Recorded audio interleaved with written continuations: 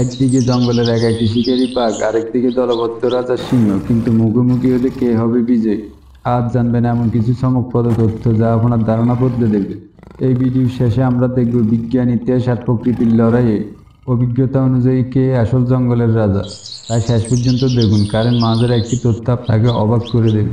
বাঘ একক শিকারী, মানে সে একাই শিকার ধরে। গড়ে এক লাফে 10 ফুট পর্যন্ত ঝাঁপ দিতে পারে। তার কামড়ের শক্তি 1050 পাউন্ড বর্গ প্রতি ইঞ্চি, যা সিংহের তুলনায় বেশি। আর তার দৌড়ের গতি ঘন্টায় 65 কিলোমিটার পর্যন্ত যেতে পারে। এই কারণে জঙ্গলের গভীরে বাঘ তার এলাকায় প্রায় অপরাজেয়। অন্যদিকে সিংহ দলবদ্ধভাবে শিকার করে, যাকে আমরা প্রাইড বলি।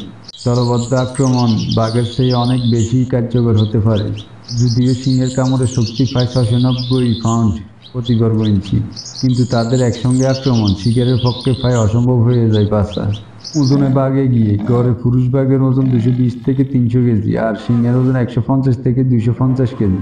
তবে সিংহের ঘন কেশর তাকে আরো বড় ও ভয়ঙ্কর দেখায়, যা প্রতিপক্ষকে ভয় দেখাতে সাহায্য করে। ইতিহাসের অনেক নথিতে দেখা গেছে বন্দী সেই লড়াইয়ে বাঘ জিতেছে বেশি, কারণ সে একক যোদ্ধা।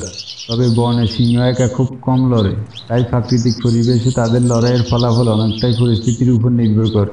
তাহলে কে আসল রাজা? যদি একা লড়াই হয়, বাঘের জেতার সম্ভাবনা বেশি, কিন্তু দলবদ্ধ হলে সিংহের জেতা প্রায় নিশ্চিত।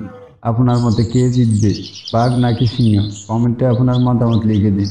এমন বন্যপ্রাণীর রহস্য মুখোমুখি লড়াই দেখতে এখনই সাবস্ক্রাইব করুন অ্যানিমেল ওয়াইল্ড লাইফ।